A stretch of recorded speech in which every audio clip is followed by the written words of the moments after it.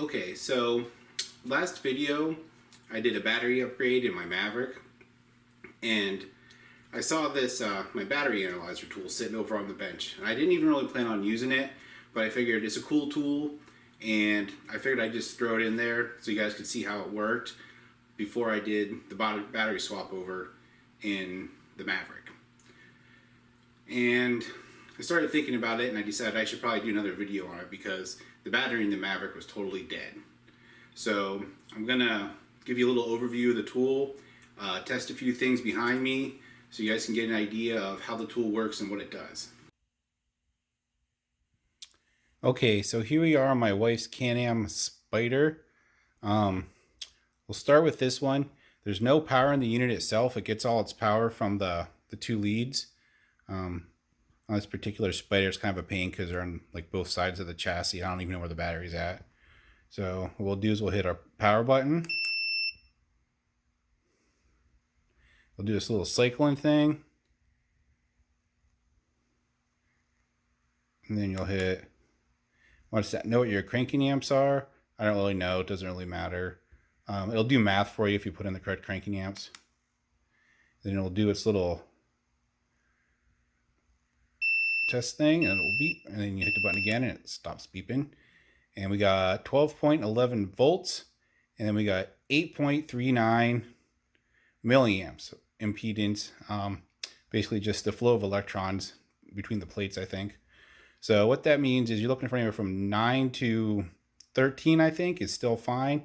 Anything over 20 on your milliamps, you might want to think about getting replacing your battery. It's getting old. And then we'll hit the button over here, select, and it says we have 315 cold cranking amps. So the top one says 500 because that's just where it starts at. So it's kind of nice because what it does is it allows you to see the condition of your battery. It tells you exactly what your cranking amps are, tells you what the internal impedance is, and the volts. Here we go, we're back in the side-by-side. This one should be pretty good because it has a fresh battery in it. We'll turn our power on. And we'll do its cycle thing. We'll hit OK. Hit OK again.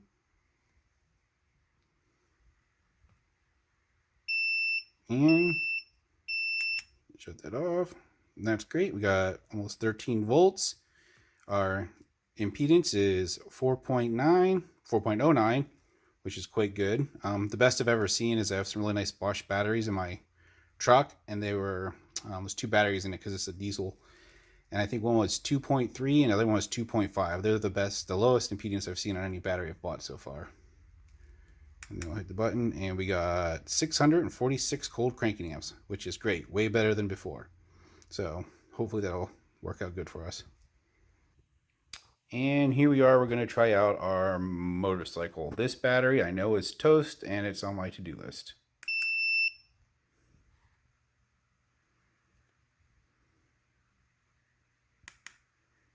Yeah, skip right by that. Run its test. So, yep, the volts aren't that good, 9.59. Look at the resistance in that thing, 3,285 milliamps. That inside of that thing is shot. That's a ton of resistance. And let's see what we got for cranking amps. Oh boy, a whopping 0.080. Geez, yep, I definitely knew this one was toast. So looks like we need a new battery in the bike. Okay, so I had to shoot some of that video off my phone.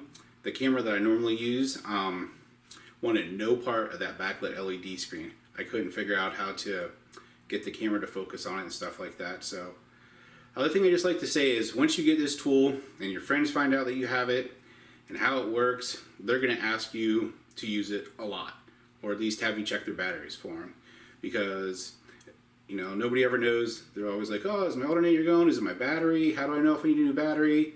So it's worth every penny, especially if you have a lot of toys around and like lawnmowers or tractors, equipment, stuff like that. So if you don't have one, think about getting one.